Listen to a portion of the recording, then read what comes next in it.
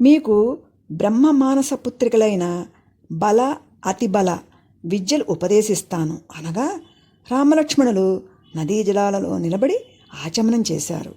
విశ్వామిత్రుడు వారికి ఎదురుగా నిలబడి మంత్రోపదేశం చేసి, ఈ మంత్రబలం వల్ల మీకు ఆకలి దప్పికలు వేయవు, ఎంతసేపు పనిచేసినా అలసట కానీ శ్రమ కానీ తెలియవు, ఏ వ్యాధులు మీ దరి చేరవు, నిద్ర జాగ్రత్తవస్థలలో ఏ దుష్టశక్తి మిమ్ము సమీపించదు అన్నాడు.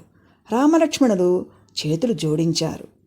అడవి మార్గంలో వారి ప్రయాణం కొనసాగుతోంది.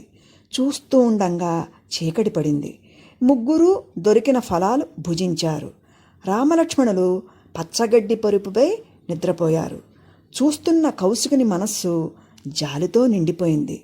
దుష్ట శిక్షణకు ధర్మరక్షణకు నరునిగా అవనిపై అవతరించిన ఆ ఆదినారాయణుడు కేవలం తన కోసం భూశయనం చేస్తున్నందుకు ఆ రాత్రి విశ్వామిత్రునకు నిద్ర పట్టలేదు. ఇక బ్రాహ్మీ ముహూర్తం సమీపిస్తోందనగా విశ్వామిత్రుడు, కౌసల్యానందవర్ధన, రామ, తూర్పు దిక్కున ప్రభాతకాంతులు ప్రసరించబోయే సమయం దగ్గర పడుతోంది. బాలభానుడు సప్తాస్ర రథారూఢుడై నిరాలంబపథంపై విశ్వసంచారం చేస్తూ వస్తున్నాడు.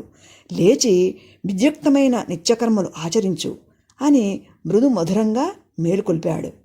రామలక్ష్మణులు లేచి కాలకృత్యాలు ముగించి స్నాన సంధ్యావందనాదులు పూర్తి చేశారు. తర్వాత ముగ్గురు తమ ప్రయాణం కొనసాగించి సరయూ గంగా సంగమ ప్రాంతం చేరుకున్నారు. అక్కడ ఉన్న ఒక అందమైన ఆశ్రమాన్ని చూసి రాముడు కుతూహలంగా, గురుదేవా, అందమైన ఈ ఆశ్రమం ఎవరిది అని ప్రశ్నించాడు. రామభద్ర, ఈ ఆశ్రమం ఆ కైలాసవాసునిది. సతీదేవి వియోగంతో ఆ పరమశివుడు విరహవేదనకు లోనై మనశ్శాంతి కొరకు ఇక్కడ చాలా కాలం తపోదీక్షలో ఉన్నాడు. ఆ నిటలాక్షిని తపస్సమాధిని భగ్నం చేసి పార్వతీదేవిపై లగ్నం చేయాలనే సంకల్పంతో మన్మధుడు ప్రయత్నించి ఆ రుద్రుని త్రినేత్రాగ్ని జ్వాలలకు భస్మమై అనంగుడయ్యాడు.